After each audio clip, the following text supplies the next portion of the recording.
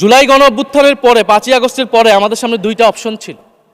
আমরা বলেছিলাম জাতীয় সরকার করতে হবে, সেই জাতীয় সরকারের প্রস্তাব বিএনপি নাকচ করে দিয়েছে। আমাদের সামনে আরেকটা অপশন ছিল ক্ষমতা আর্মির হাতে তুলে দেওয়া। প্রেসিডেন্ট শাহাবুদ্দিন চুপ্পু তিনি দুদকের কমিশনার ছিলেন। 1 নম্বর হচ্ছে খালেদা জিয়া এবং তারেক রহমানের বিরুদ্ধে দুর্নীতির অভিযোগের শাস্তি নিশ্চিত করা। এমন একজন ব্যক্তিকে বিএনপি সরকার রাষ্ট্রপতি হিসেবে এখনো মেনে নিচ্ছে মাননীয় স্পিকার। সরকারের দেউলিয়াত্ব যে সরকার এখনো রাষ্ট্রপতি পরিবর্তন করতে পারছে না মাননীয় স্পিকার। ঢাকা 11 আসন থেকে নির্বাচিত মাননীয় সদস্য জনাব মোহাম্মদ নাহিদ ইসলাম। জনাব মোহাম্মদ নাহিদ ইসলাম, আপনার সময় 25 মিনিট। ধন্যবাদ আপনাকে। মাননীয় স্পিকার, আপনাকে ধন্যবাদ।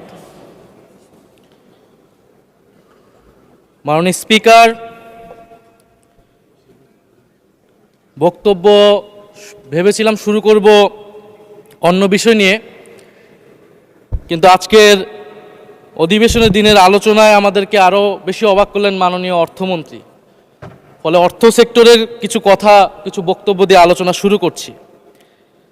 আমরা যখনই ব্যাংকিং খাত বা অর্থ সেক্টরের আর্থিক খাতের কথা আসে, মাননীয় অর্থমন্ত্রী একটা বাক্যই বারবার বলেন যে বিএনপির সময়ে এরকম কোনো রেকর্ড নাই যে আর্থিক খাতে বিশৃঙ্খলা হয়েছে। উনি কিছুক্ষণ আগে অস্বীকার করলেন যে বাংলাদেশ ব্যাংকের গভর্নর একটা রাজনৈতিক নিয়োগ, তাদের দলের নির্বাচন কমিটির সদস্য, এবং তিনি এটা অস্বীকার করলেন। আমি মাননীয় স্পিকার টিআইবির একটা তথ্য আপনাদেরকে দিচ্ছি।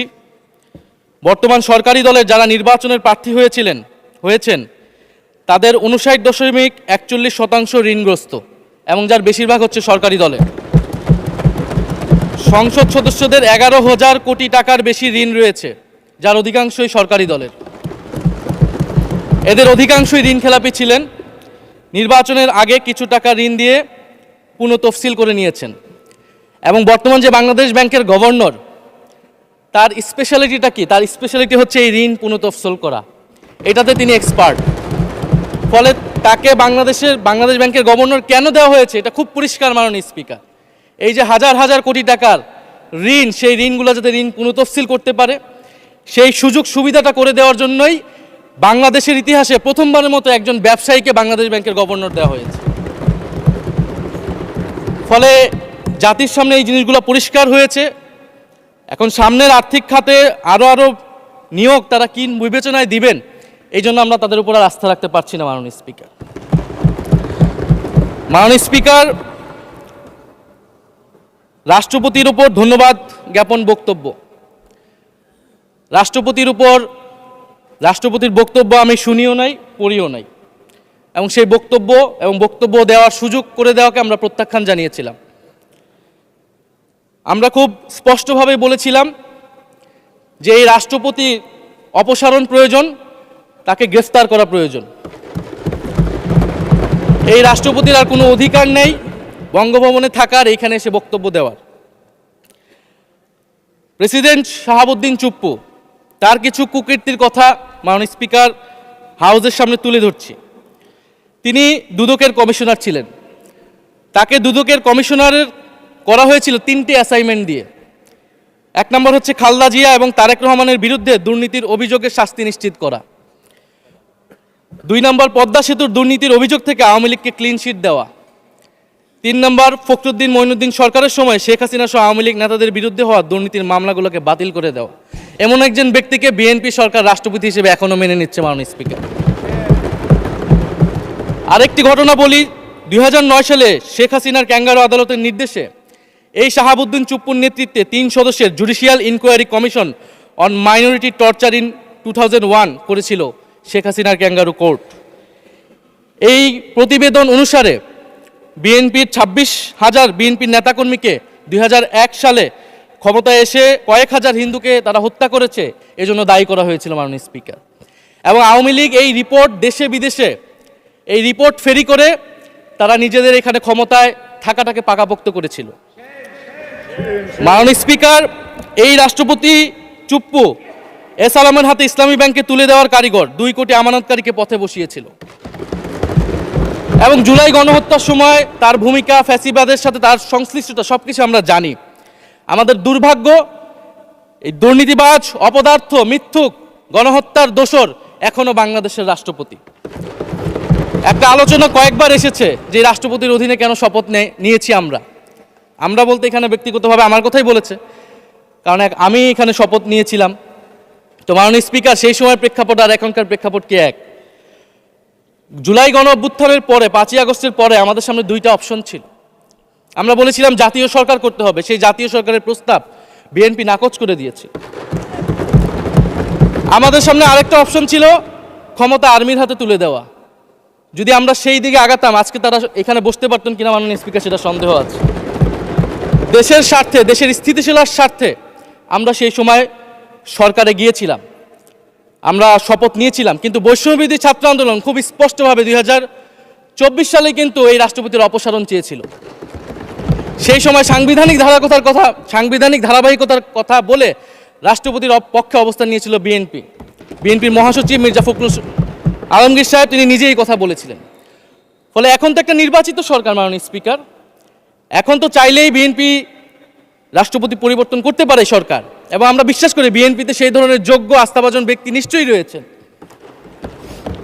এবং সরকার দলের সদস্য অনেকে গৌরবের সাথে বলেছেন যে যেই রাষ্ট্রপতি জিয়াউর রহমানের বিরোধিতা করেছেন সেই রাষ্ট্রপতি এখন জিয়াউর রহমানের প্রশংসা করছে। মাননীয় স্পিকার, গাধাকে দিয়ে আপনি হাল চাষ করিয়ে এটার মধ্যে কোনো বাহাদুরি নাই। এটা আপনাদের দেউলিয়াত্ব, সরকারের দেউলিয়াত্ব যে সরকার এখনো রাষ্ট্রপতি পরিবর্তন করতে পারছে না। মাননীয় স্পিকার, এই অধিবেশনের পুরোটা সময় যদি আমরা সংস্কার, গণভোট, জুলাই সনদ, 72-এর সংবিধান নিয়ে অনেক কথা বলেছি, এবং একটা বিষয় আমার কাছে খুবই অদ্ভুত লেগেছে, কিছু মাননীয় সংসদ সদস্য তারা 72-এর সংবিধানকে 71-এর সাথে মিলিয়েছেন। মাননীয় স্পিকার, আমার জানা নেই আসলে তারা কোন বিবেচনা থেকে এটি মিলিয়েছেন। এটা তো সবসময় আওয়ামী লীগ মিলিয়েছে মাননীয় স্পিকার। তারা 72-এর সংবিধানকে 71-এর ফসল হিসেবে 71-এর চেতনার সাথে মিলিয়েছে। 72-এর মূলনীতিকে 71-এর মূলনীতি বলে 71-এর আদর্শ হিসেবে প্রচার করেছেন। আমরা তো সেটার বিরোধিতা করেছি মাননীয় স্পিকার সবসময়, এবং বিএনপির বহু নেতা এটার বিরোধিতা করেছে মাননীয় স্পিকার। 72-এর সংবিধানের ক্রিটিসিজম, সমালোচনা 72 সাল থেকেই বাংলাদেশে শুরু হয়েছিল। গত 16 বছর এই সমালোচনা তৈরি হয়েছিল। 72-এর সংবিধানের সমালোচনা মোটা দাগে 3টি। প্রথমত, এই সংবিধান স্বাধীন বাংলাদেশের নির্বাচিত প্রতিনিধিরা প্রণয়ন করে নাই। আমি সরকারি দলের মাননীয় সংসদ সদস্য ব্যারিস্টার নওশাদ জমির সাহেবের সাথে, ওনার সাথে আমি সহমত পোষণ করে বলতে চাই, একটা স্বাধীন দেশের শাসনতন্ত্র রচনা করার অধিকার, সুযোগ সেই দেশের নির্বাচিত প্রতিনিধিদের হওয়া উচিত। 72-এর সংবিধান রচনা করেছিল যারা 70-এর নির্বাচনে আইয়ুব খানের এলএফের অধীনে যারা নির্বাচিত হয়েছিল পাকিস্তানের শাসনতন্ত্র রচনা করার জন্য মাননীয় স্পিকার। দ্বিতীয়ত,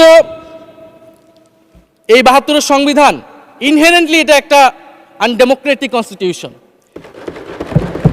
একজন ব্যক্তির হাতে সকল ক্ষমতা অর্পণ করা হয়েছিল মাননীয় স্পিকার। সেই সময় শেখ মুজিবকে সামনে রেখে এই সংবিধান তৈরি করা হয়েছিল। একজন ব্যক্তির হাতে সংসদের ক্ষমতা, নির্বাহী বিভাগের ক্ষমতা, এমনকি বিচার বিভাগের ক্ষমতাও নানা কায়দা করে তার হাতে তুলে দেওয়া হয়েছিল মাননীয় স্পিকার। ফলে স্বৈরতন্ত্রের বীজ কিন্তু সেই 72-এর সংবিধান থেকে বাংলাদেশে শুরু হয়েছিল। এবং সবচেয়ে ইম্পর্টেন্ট, এই সংবিধান হচ্ছে মুজিববাদী আদর্শ দ্বারা রচিত হয়েছিল মাননীয় স্পিকার।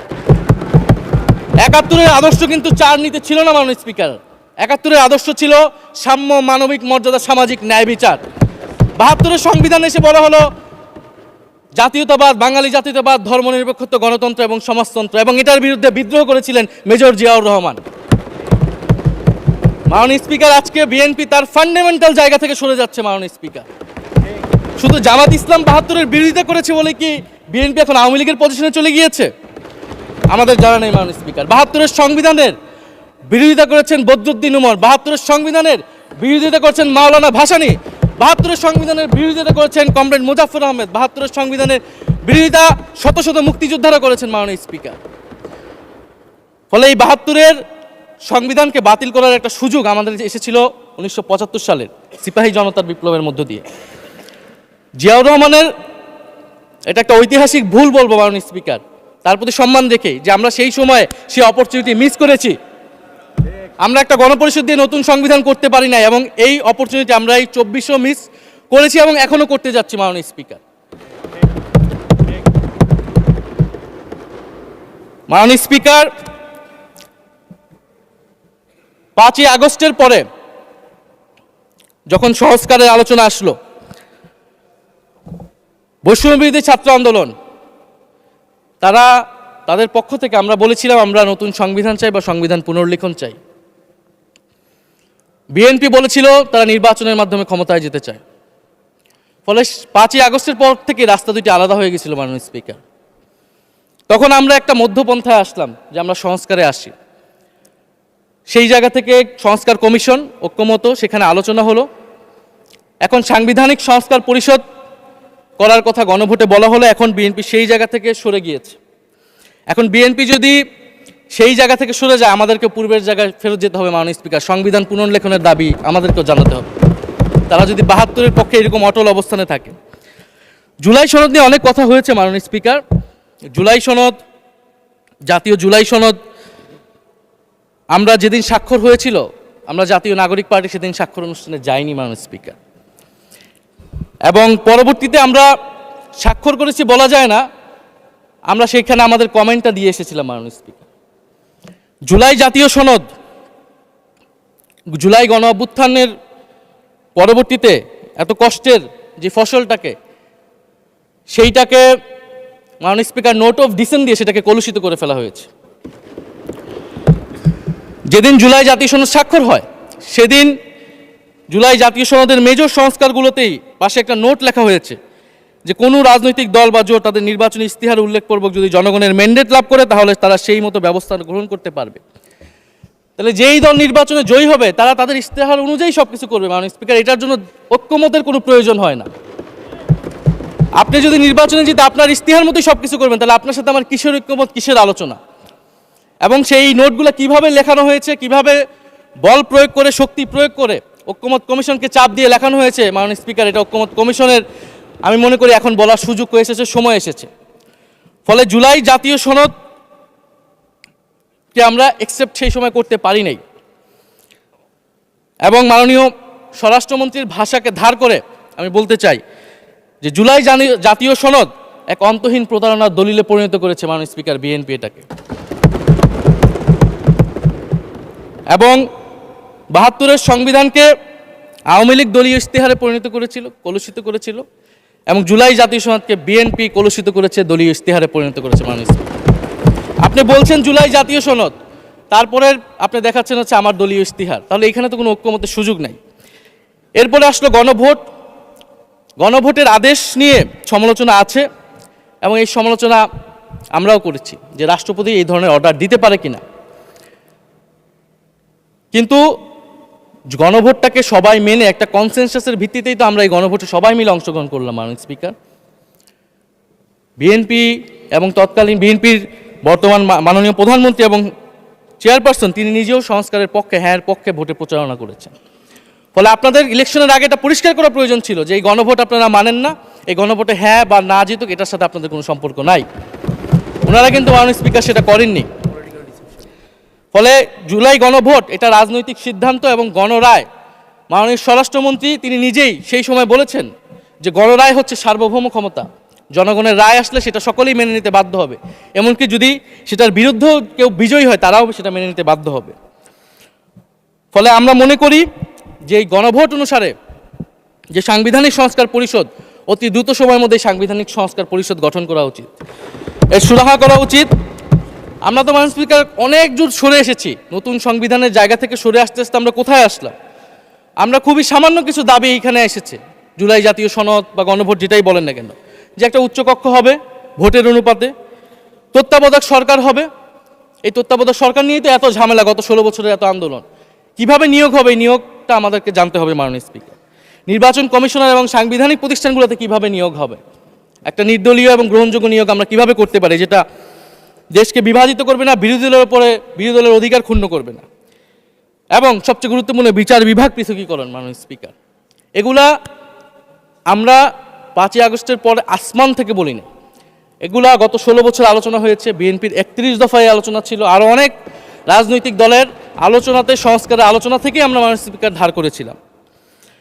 হ্যাঁ, বিচার বিভাগ এই মুহূর্তে পৃথকীকরণ বা বিচার বিভাগের স্বাধীনতা নিয়ে কনসার্ন আছে, কারণ আওয়ামী লীগের নিয়োগকৃত অনেক বিচারক মাননীয় স্পিকার এখনও রয়ে গেছে বিচারালয়ে, যারা এই জামিনগুলো করিয়েছে ফ্যাসিস্টদের। কিন্তু সেটার একটা সুরাহা আপনারা করেন, আমরা সহযোগিতা করব, কিন্তু তারপরে তো বিচার বিভাগের স্বাধীনতা মাননীয় স্পিকার নিশ্চিত করতে হবে। গুম এবং মানবাধিকার অধ্যাদেশ বাতিল করলেন, আপনারা বলছেন ভালো আইন নিয়ে আসবেন। তো ভালো আইন যতক্ষণ পর্যন্ত আনতে পারছে না ততক্ষণ পর্যন্ত মাননীয় স্পিকার আপনাদের সমালোচনাটা সহ্য করতে হবে। আপনারা ভালো আইন নিয়ে আসুন এবং অতি দ্রুত সময়ের মধ্যে নিয়ে আসুন, আমরা দেখি। মাননীয় স্পিকার,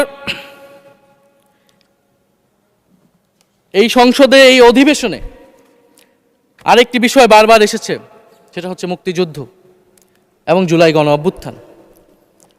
মুক্তিযুদ্ধকে মাননীয় স্পিকার আমরা শ্রদ্ধা করি।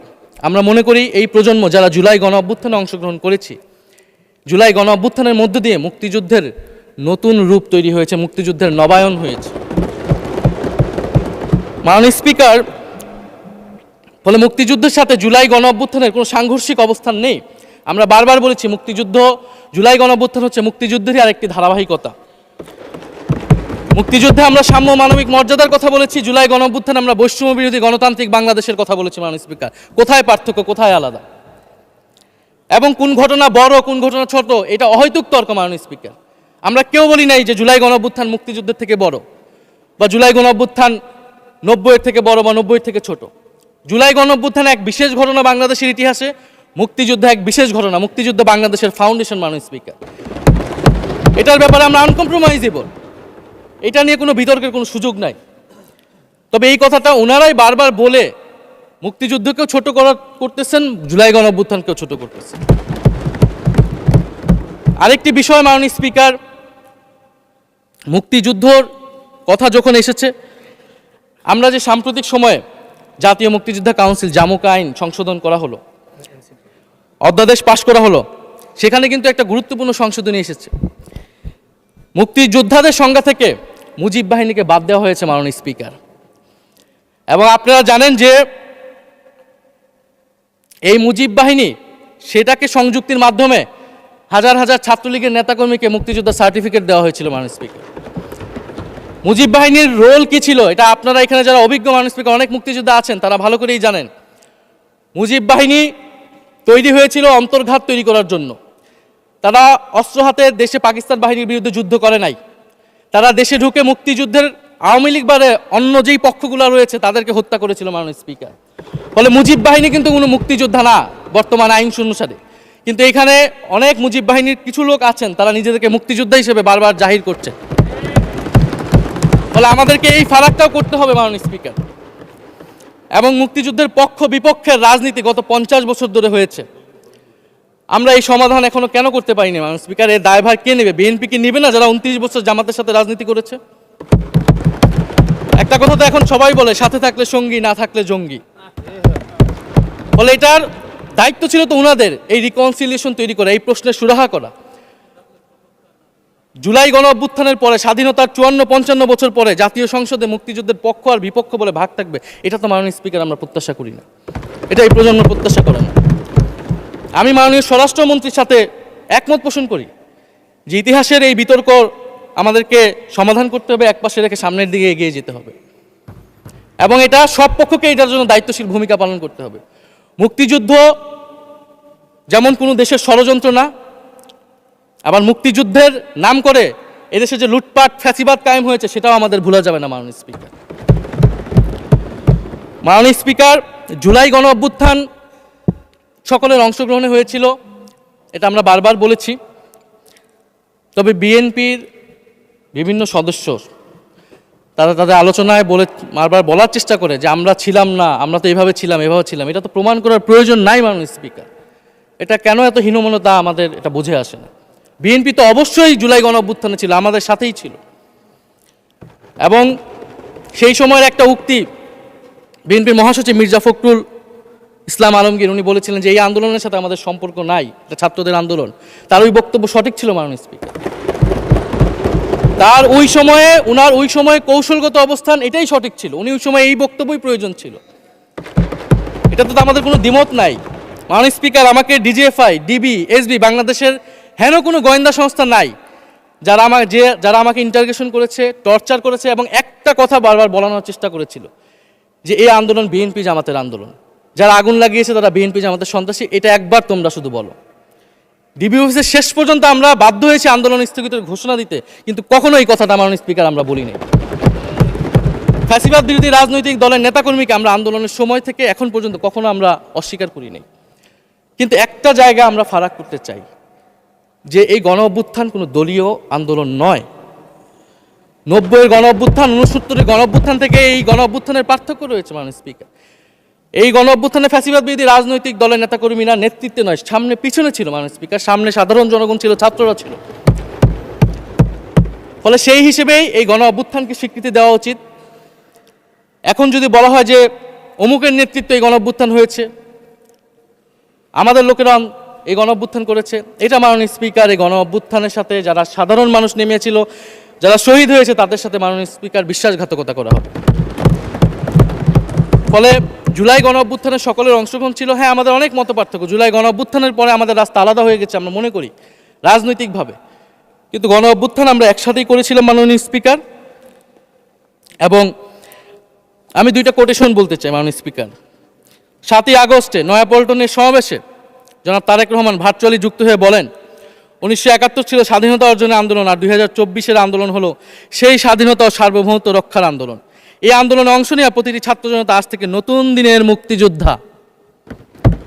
মাননীয় স্পিকার, মুক্তিযুদ্ধের সাথে আমরা তুলনা করছি এই জায়গা থেকে, কারণ আমাদের কাছে এটা প্রায় যুদ্ধ সময় একটা পরিস্থিতি ছিল। 6 আগস্ট বঙ্গভবনে আলোচনা শেষে ব্রিফিংয়ে মির্জা ফখরুল ইসলাম আলমগীর বলেন, ছাত্র জনতা বুকের রক্ত দিয়ে আমাদের নতুন এক সকাল উপহার দিয়েছে, বাংলাদেশ আজ দ্বিতীয়বার স্বাধীন হলো, এই স্বাধীনতা আমাদের রক্ত দিয়ে রক্ষা করতে হবে মাননীয় স্পিকার। আমরাও বলি রক্ত দিয়ে রক্ষা করতে হবে। মাননীয় স্পিকার, আমাকে একটু সময় বাড়িয়ে দিবেন। আমি যে সময়টা পেয়েছি এটা বিরোধী দলের কোটা থেকে, আমি আশা করব সরকারি দলের কোটা থেকে আমি আরও 10 মিনিট পাবো মাননীয় স্পিকার। মাননীয় চিফ হুইপ এবং সংসদ নেতা নিশ্চয়ই এটাতে সম্মতি দিবেন। মাননীয় স্পিকার, আমরা ভারত এবং পররাষ্ট্রনীতি নিয়ে কিছু কথা বলতে চাই। এই সরকার আসার পর একটা জিনিস বারবার আছে যে ভারতের সাথে সম্পর্ক উন্নয়ন, এবং মাননীয় পররাষ্ট্র মন্ত্রী যিনি আগের সরকারের নিরাপত্তা উপদেষ্টা, যার পদত্যাগ তৎকালীন বিএনপি চেয়েছিলেন, সেই পররাষ্ট্রমন্ত্রী ভারতে সফর করেছেন প্রথম, এবং তিনি যে বিবৃতি দিয়েছেন সেই বিবৃতিটা আমাদের কাছে স্পষ্ট না। আমরা কোন ভিত্তিতে ভারতের সাথে সম্পর্ক উন্নয়নের কথা বলছি? যেই ভিত্তিতে আওয়ামী লীগ উন্নয়নের কথা বলেছিল সেই ভিত্তিতে? ভারত বাংলাদেশকে 1971 সালের পর থেকে করদ রাজ্য পরিণত করার জন্য হেন চেষ্টা নেই যে করে নাই মাননীয় স্পিকার। সীমান্তে হত্যাকাণ্ড এখনো হচ্ছে, আমরা নদীর পানি হিস্সা পাচ্ছি না, এবং নতুন করে যেটা হচ্ছে যে বর্ডারে বাংলাদেশি বলে বিভিন্ন মানুষকে পুশ ইন করা হচ্ছে। 2025 সালে 2 মাসে 4000 মানুষকে বাংলাদেশে পুশ ইন করেছে ভারত, ইন্ডিয়ান এক্সপ্রেস অনুযায়ী। মাননীয় স্পিকার, এক ভয়ঙ্কর সংকট সামনের দিনে আমাদের দিকে কিন্তু আসতে যাচ্ছে। এবারে পশ্চিমবঙ্গের ইলেকশন হলো মাননীয় স্পিকার, নির্বাচনের কয়েকদিন আগে ভোটার তালিকা থেকে অন্তত 30 লক্ষ জীবিত ভোটারকে বাদ দেওয়া হয়েছে। এদের অধিকাংশ হচ্ছে মুসলিম এবং মতুয়া সম্প্রদায় মাননীয় স্পিকার। এবং এনআরসি সিএ তারা করেছে, বাংলাভাষী মুসলমানদেরকে তারা বাংলাদেশি বলে বিতাড়িত করছে এবং বাংলাদেশে পুশ ইন করার চেষ্টা করছে। এবং আমাদের যে ভারতের সাথে আগের সংকট রয়েছে, এবং গত 16 বছর যে ফ্যাসিজম ছিল সেটাকে আঞ্চলিক এবং আন্তর্জাতিকভাবে আওয়ামী লীগকে স্পষ্টভাবে সমর্থন দিয়েছিল ভারত। এবং এখনও জুলাইয়ের গণহত্যাকারী খুনি শেখ হাসিনা, ওসমান হাদির হত্যাকারীরা সবাই ভারত তাদেরকে আশ্রয় দিয়েছে। ফলে ভারতের সাথে এই বিষয়গুলো নিয়ে আমাদের সরকার কি কথা বলেছে এটা মাননীয় স্পিকার আমরা জানতে চাই। ভারতের সাথে সম্পর্ক আমরা উন্নয়ন করতে চাই, ভারত আমাদের প্রতিবেশী দেশ, কিন্তু মর্যাদার ভিত্তিতে, সাম্যের ভিত্তিতে এই সম্পর্ক হতে হবে মাননীয় স্পিকার। ভারত শুধু আওয়ামী লীগের সাথে সম্পর্ক তৈরি করে এই দেশকে নিয়ন্ত্রণ করার চেষ্টা করছে, সেই দিনকে সে কবর রচনা করতে হবে মাননীয় স্পিকার। ফলে এটা আমরা বুঝতে পারতেছি না ভারত বিএনপির সাথে বা বর্তমান সরকারের সাথে তার সম্পর্কের ভিত্তিটা কি, এবং বর্তমান সরকার আমার এই কথাগুলো যেগুলো আমি বললাম সেগুলো নিয়ে ভারতের সাথে কথা বলেছে কিনা মাননীয় স্পিকার। মাননীয় স্পিকার, দুর্নীতি নিয়ে অনেক কথা হয়, আমি ঋণ খেলাপির পরিসংখ্যানগুলো দিলাম, এবং নির্বাচনের বিধান অনুযায়ী ঋণ খেলাপিকে নির্বাচনে প্রার্থী হতে পারবে না, কিন্তু আমরা দেখলাম নির্বাচনের আগে কিছু টাকা পরিশোধ করে ঋণ পুনঃতফসিল করে তারা সংসদ সদস্য হিসেবে আসলেন মাননীয় স্পিকার।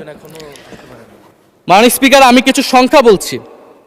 1700 কোটি টাকা, 765 কোটি টাকা, 679 কোটি টাকা, 621 কোটি টাকা, 201 কোটি টাকা, 182 কোটি টাকা, 97 কোটি টাকা। মাননীয় স্পিকার, এগুলো আমাদের সংসদ সদস্য যারা তাদের ঋণ রয়েছে মাননীয় স্পিকার। এবার আমি নাম বললাম না, কিন্তু পরের সেশনে কিন্তু মাননীয় স্পিকার আমি নাম ধরেই কথা বলবো, এগুলো ফ্যাক্ট। এবং এখনো দুইজন আসতে পারে নাই এই কারণে। এখন দুর্নীতির বিরুদ্ধে তো যুদ্ধ ঘোষণা হয়েছে, এখন এই ঋণগুলো কবে বাংলাদেশের জনগণ ফেরত পাবে, বাংলাদেশের ব্যাংক ফেরত পাবে মাননীয় স্পিকার, এটা আমরা জানতে চাই। মাননীয় স্পিকার যদি সময় একটু বাড়িয়ে দেন। হ্যাঁ, মাননীয় সদস্য, আপনি আবেদন জানিয়েছিলেন, এর মধ্যে ট্রেজারি বেঞ্চের যে চিফ হুইপ আছেন, মাননীয় চিফ হুইপ, উনি আমাকে জানিয়েছেন উনার সময় 20 মিনিট বরাদ্দ ছিল, সেখান থেকে 5 মিনিট উনি কর্তন করে আপনাকে দিয়েছেন। তো আপনি 5 মিনিটের মধ্যে দয়া করে শেষ করবেন। থ্যাংক মাননীয় ইউ। স্পিকার, আর মাননীয় প্রধানমন্ত্রীর থেকে আরো 5 মিনিট আমি রিকোয়েস্ট করছি মাননীয় স্পিকার। আর যদি 5 মিনিটে শেষ করতে পারে আমি শেষ করে দিব, কোনো সমস্যা নেই। মাননীয় স্পিকার, ফলে আমরা দুর্নীতির কথা বলা হচ্ছে, 16 বছরে আওয়ামী লীগের যে দুর্নীতি, সেই দুর্নীতি থেকেও বড় হয়ে গেছে অন্তর্বর্তী সরকারের সময় ছাত্র সমন্বয়করা কি দুর্নীতি করেছে মাননীয় স্পিকার। ছাত্র সমন্বয়করা খুবই খারাপ, তারা মন্ত্রণালয়ে ঘুরেছে, দুর্নীতি করেছে, কিংস পার্টি করেছে। তো মাননীয় স্পিকার, গত আওয়ামী লীগের আমলে 16 বছরের দুর্নীতির বিচার ওনারা কিভাবে করবেন সেইটা মাননীয় স্পিকার ওনাদের বলা উচিত জনগণের সামনে। এবং আরও ভালো হয় যদি 2001 থেকে 6 সাল পর্যন্ত মাননীয় স্পিকার যে দুর্নীতির অভিযোগগুলো এসেছিল সেটারও একটা স্বচ্ছ তদন্ত মাননীয় স্পিকারের বর্তমান সরকার করে। দুর্নীতি কেউ না কেউ তো করেছে, কারা করেছে তাদের নাম বাংলাদেশের জনগণের সামনে উন্মুক্ত করা হোক, কারণ সেটার জন্যই তাদেরকে ভোগান্তি পোহাতে হয়েছে 1/11 ষড়যন্ত্রের মাধ্যমে। বর্তমান প্রধানমন্ত্রী, তাকেও কিন্তু দুর্নীতির মিথ্যা অভিযোগ দিয়ে মাননীয় স্পিকার তার বিরুদ্ধে মামলা করা হয়েছিল। মাননীয় স্পিকার, মাননীয় স্বরাষ্ট্রমন্ত্রীর দৃষ্টি আকর্ষণ করছে, একটু আইন শৃঙ্খলা নিয়ে কথা বলি। 2 মাসে বিএনপির হাতে খুন হয়েছে 31 জন, ধর্ষণের ঘটনা ঘটেছে 14টি, বিএনপির চাঁদাবাজির খবর এসেছে 83টি, হামলার ঘটনা এসেছে 154টি। এর একটিতেও সরকার কার্যকর কোনো ব্যবস্থা গ্রহণ করেনি। মাননীয় স্পিকার, শাহবাগ থানার সামনে ঢাকা বিশ্ববিদ্যালয়ের সাংবাদিক সমিতির কয়েকজন সদস্যকে বেধড়ক মারধর করেছে ছাত্রদলের নেতাকর্মীরা, এবং এটার এখনো কোনো মামলা নেয়নি। মাননীয় স্বরাষ্ট্রমন্ত্রী যদি জানান এই মামলাটা কেন নেওয়া হচ্ছে না। থানার ভিতর প্রবেশ করে ওসির রুমে ডাকসুর 2 জন নির্বাচিত প্রতিনিধিদের উপর হামলা করা হয়েছে। মাননীয় স্পিকার, ঢাকা বিশ্ববিদ্যালয়ের সাংবাদিক সমিতি, মাননীয় স্পিকার আপনি জানেন আপনি ঢাকা বিশ্ববিদ্যালয়ের ছাত্র, মহসিন হলের, আমিও মহসিন হলের ছাত্র। মাননীয় স্পিকার, ঢাকা বিশ্ববিদ্যালয়ের সাংবাদিক সমিতির একটা বড় ভূমিকা আছে বাংলাদেশের গণতান্ত্রিক আন্দোলনগুলোতে, আমাদের বিশ্ববিদ্যালয়ের গণতান্ত্রিক আন্দোলনগুলোতে। মাননীয় স্পিকার, মাজার হামলা নিয়ে কিছু কথা বলতে চাই। এই সরকারের আমলেও আমরা দেখলাম যে কুষ্টিয়ায় মাজারে হামলা করে একজনকে হত্যা করা হয়েছে। মাননীয় স্পিকার, আমরা নিন্দা এবং প্রতিবাদ জানাই। আমরা কোনো ধর্মীয় বিতর্কে ঢুকবো না, সেটা নিয়ে আমাদের আলেম ওলামাগণ ব্যাখ্যা করবেন, কিন্তু আমরা রুল অফ ল নিয়ে কথা বলতে চাই। মাননীয় স্পিকার, এই ধরনের ঘটনা কোনোভাবেই গ্রহণযোগ্য হতে পারে না, এবং অন্তর্বর্তী সরকারের সময় এই ধরনের ঘটনা অনেক ঘটেছে, আমরা তারও নিন্দা জানাই, এবং সকল ঘটনার তদন্ত এবং বিচার হওয়া উচিত মাননীয় স্পিকার এই সময়ের মধ্যে। মাননীয় স্পিকার, জঙ্গিবাদ নিয়ে নতুন করে কথা আসছে, সরকারের প্রতি অনুরোধ থাকবে আপনারা একটু সমন্বয় করে বক্তব্য দিন। স্বরাষ্ট্রমন্ত্রী বলছেন জঙ্গিবাদ নেই, আবার মাননীয় প্রধানমন্ত্রীর উপদেষ্টা বলছেন জঙ্গিবাদ আছে, জঙ্গি আছে। তো ওনাদের বক্তব্যটা পরিষ্কার হলে আমরাও এই বিষয়ে আমাদের অবস্থান বা বক্তব্যটা পরিষ্কার করতে পারবো। তবে একটা জিনিস, যে জঙ্গিবাদের বিরুদ্ধে আমাদের জিরো টলারেন্স মাননীয় স্পিকার, এটা বাংলাদেশের সিকিউরিটি প্রশ্ন, এবং এটা সরকার এককভাবে ডিল করতে পারবে না, এটা জাতীয় ঐক্য লাগবে, এবং সরকারকে আমরা সর্বাত্মকভাবে সহযোগিতা করবে এই বিষয়ে। তবে বিগত আমলের মতো এবং ওয়ারেন্ট টেররের প্রজেক্ট হিসেবে যাতে বাংলাদেশে কোনো জঙ্গিবাদের নাটক না হয় মাননীয় স্পিকার, এটাও আমাদের মাথায় রাখবে। মাননীয় স্পিকার, আমাদের দেশের প্রধান একটা জনগোষ্ঠী হচ্ছে কৃষক, আমরা সবাই কৃষক পরিবারের সন্তান। সরকার কৃষি কার্ড দিচ্ছে, এটা সরকারকে সাধুবাদ জানাই। তবে সরকার গত বছরের যে দামে কৃষক থেকে ধান এবং চাল কিনেছে, এই বছর ঠিক একই দামে কৃষক থেকে ধান কিনছে, এটার ফলে কৃষকদের কিন্তু মাননীয় স্পিকার লোকসান হচ্ছে। ডিজেলের দাম বৃদ্ধি হয়েছে, সেচ খরচ, সার, বীজ, শ্রমিক মজুরি সব মিলিয়ে মাননীয় স্পিকার বোরো মৌসুমে ধানের উৎপাদন খরচ উল্লেখযোগ্যভাবে বেড়েছে। তো একদিকে কৃষি কার্ড দিবেন, আরেকদিকে ধানের ন্যায্য মূল্য আপনারা কৃষককে দিবেন না, এটা মাননীয় স্পিকার কোনো সমাধান বলে আমরা মনে করি না। মাননীয় স্পিকার, আমরা জুলাই গণহত্যার বিচার নিয়ে মাননীয় আইনমন্ত্রীকে এখন পর্যন্ত কোনো ব্রিফিং মাননীয় সংসদে করতে শুনি নাই, হয়তো আমার মিস হয়ে যেতে পারে। আমরা আশা করব উনি প্রতি অধিবেশনে সংসদে এবং সংসদের বাইরে আমাদের ট্রাইব্যুনালের চিফ প্রসিকিউটর আছেন, মাননীয় আইনমন্ত্রীর থেকেও আমরা জুলাই গণহত্যার বিচার প্রক্রিয়া কতটুকু আগাচ্ছে, কিভাবে আগাচ্ছে, এটা নিয়ে আমরা স্বচ্ছ বক্তব্য ওনাদের কাছ থেকে, সরকারের কাছ থেকে মাননীয় স্পিকার আশা করি। আমরা আশা করি মাননীয় স্পিকার যে জুলাই যারা শহীদ হয়েছিলেন, শহীদ পরিবারদের যে সকল সুযোগ সুবিধা দেওয়া হয়েছিল অন্তর্বর্তী সরকার থেকে, সেই সব কিছু অব্যাহত থাকবে এবং বর্তমান সরকার সেটা আরও বৃদ্ধি করবে মাননীয় স্পিকার, শহীদ পরিবার এবং আহত যোদ্ধাদের জন্য। মাননীয় স্পিকার, আর 2 মিনিট যদি বৃদ্ধি করতেন আমি শেষ করে দেব। 2 মিনিট। জি, 2 মিনিট বৃদ্ধি করা হলো। মাননীয় স্পিকার, আমরা এই জুলাই গণ অভ্যুত্থানে এই প্রজন্ম কর্মসংস্থানের বড় একটা দাবি নিয়ে কিন্তু মাননীয় স্পিকার চাকরির আন্দোলন থেকে আন্দোলনটা শুরু হয়েছিল। ফলে আমরা আশা করব এই সরকারের সময় কর্মসংস্থানের সুরাহা হবে এবং সেটার জন্য আর্থিক খাতে দুর্নীতি বন্ধ করতে হবে, বিনিয়োগ আনতে হবে এবং চাকরিতে স্বজনপ্রীতি, দুর্নীতি এগুলো একদম বন্ধ করতে হবে মাননীয় স্পিকার, সরকারি চাকরিতে বিশেষত।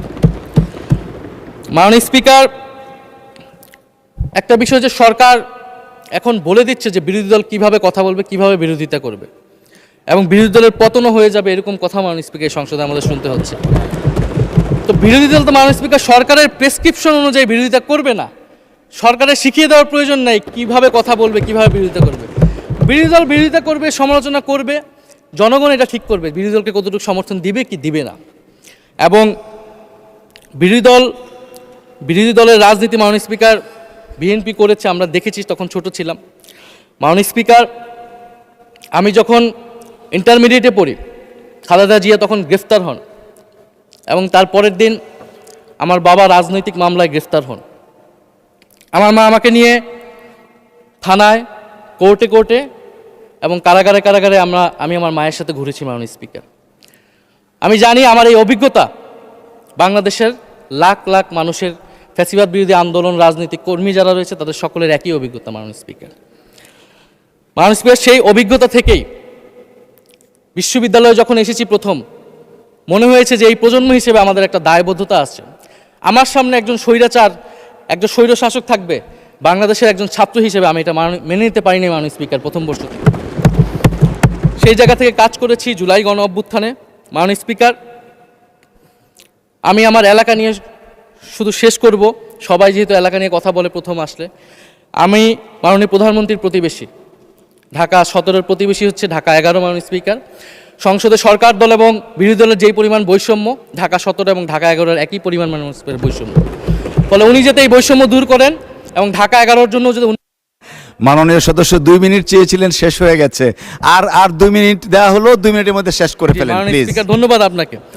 ফলে এই বৈষম্য উনি সংসদেও দূর করবেন, সংসদেও দূর হবে এবং আমার এলাকাও সেই উন্নয়ন কার্যক্রম হবে। ঢাকা 11 এই গণ অভ্যুত্থানের অন্যতম হটস্পট ছিল রামপুরা, বাড্ডা, ভাটারা এলাকা মাননীয় স্পিকার, যেখানে অনেক প্রাইভেট বিশ্ববিদ্যালয়, মাদ্রাসা, তারা সকলে এসে কিন্তু ফ্যাসিস্টদেরকে প্রতিহত করেছিল এবং এই অত্র এলাকার নানান সমস্যা। তো সরকারের জায়গা থেকে আমি আশা করব, আমি হয়তো অনেক সমালোচনা করতে পারি, অনেক ভুল ত্রুটি থাকতে পারে, যেহেতু নতুন এসেছি, কথা বলছি। তো সেই জায়গা থেকে যাতে আমার এলাকার প্রতি কোনো বিরূপ মনোভাব না থাকে, কোনো বৈষম্য যাতে না হয় মাননীয় স্পিকার। আপাতত ওনারা ওইখানকার যিনি পরাজিত প্রার্থী, তাদেরকে দিয়ে বিভিন্ন উন্নয়ন কার্যক্রম করছে প্রশাসক, এই সিটি কর্পোরেশনের প্রশাসক। তা আমার ক্রেডিটের দরকার নাই, কিন্তু উন্নয়ন হলেই মাননীয় স্পিকার চলবে। মাননীয় স্পিকার, আমি সর্বশেষ বলতে চাই, এই প্রথম অধিবেশনে বিশ্ববিদ্যালয় জীবনে ঢাকা বিশ্ববিদ্যালয়ের অনেক স্বপ্ন নিয়ে গিয়েছিলাম। প্রথম মাসে মাননীয় স্পিকার হতাশ হয়েছিলাম, যখন দেখেছি হলের সিস্টেম, যখন দেখেছি বিশ্ববিদ্যালয়ের সিস্টেম এবং এই সংসদে মাননীয় স্পিকার প্রথম অধিবেশনে আমি অনেক হতাশ হয়েছি। সরকারি দলের সদস্যরা যেভাবে স্তুতি করেছে, যেভাবে সংবিধান সংস্কার পরিষদকে বাতিল করে দেওয়া হয়েছে, যেভাবে গণভোটকে অস্বীকার করেছে, মাননীয় স্পিকার, আমি আশা করব আমাদের এই হতাশা অতি দ্রুতই শেষ হবে এবং আমরা যেই কমিটমেন্ট জনগণের কাছে করেছি সেই সকল প্রতিশ্রুতি আমরা রক্ষা করে সামনের দিকে এগিয়ে যেতে পারবো। মাননীয় স্পিকার, আপনাকে ধন্যবাদ, এই হাউসের সকলকে ধন্যবাদ মাননীয় স্পিকার।